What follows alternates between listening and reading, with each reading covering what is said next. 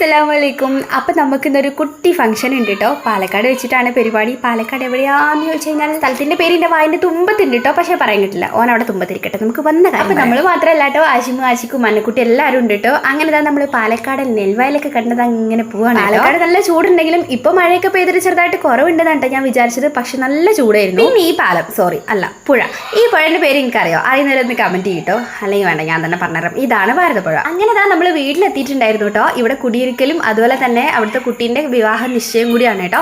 മിഠായി കൊടുക്കാന്നൊക്കെ പറയുമല്ലോ. അങ്ങനെ നമ്മൾ വന്ന ഉടനെ തന്നെ വെൽക്കം ഡ്രിങ്ക് ഒക്കെ കുടിച്ചു, നേരെ വീട്ടിലേക്ക് വന്നു.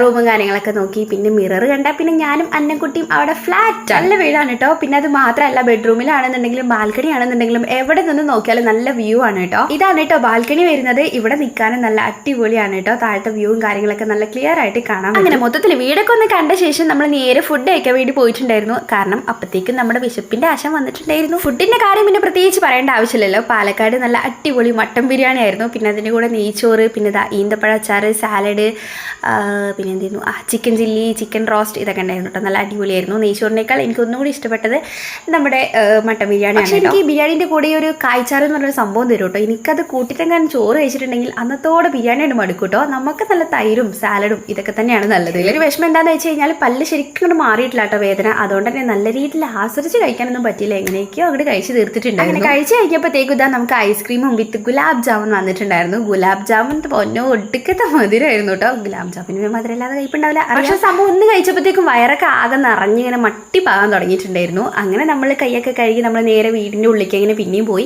അപ്പോഴത്തേക്കും ചെക്കനൊക്കെ വന്നിട്ടുണ്ടായിരുന്നു. മിഠായി കൊടുക്കലുണ്ട് പറഞ്ഞല്ലോ. അപ്പോൾ അവർ കൊണ്ടുവന്ന ഹാമ്പേഴ്സും കാര്യങ്ങളൊക്കെയാണ് കേട്ടോ. ഇത് റോഷർ കണ്ടിട്ട് എൻ്റെ കൈ ഇങ്ങോട്ട് തരിച്ച് പിന്നെ ഞാൻ ഇന്നെ തന്നെ ഇങ്ങനെ കൺട്രോൾ ചെയ്തു. അങ്ങോട്ട് പോകുമ്പോഴാണെന്നുണ്ടെങ്കിൽ ഒടുക്കത്തെ വെയിലും ചൂടായിരുന്നു കേട്ടോ. പക്ഷേ ഇങ്ങോട്ട് തിരിച്ചു വരുമ്പോൾ നോക്കിയൊക്കെ ഒടുക്കത്തെ മഴയും. എങ്ങനെയുണ്ട്?